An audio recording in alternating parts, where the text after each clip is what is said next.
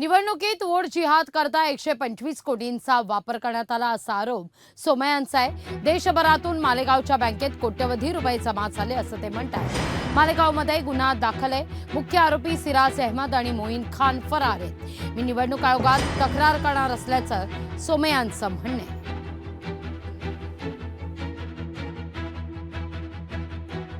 सव्वाशे कोटी रुपये वोट जिहाद मध्ये वापरण्यात येत आले आहे।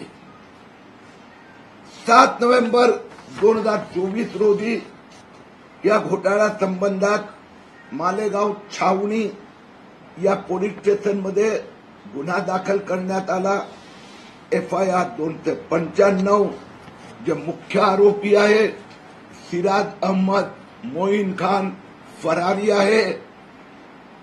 या संदर्भात मी निवडणूक आयोग यांना तक्रार केली आहे।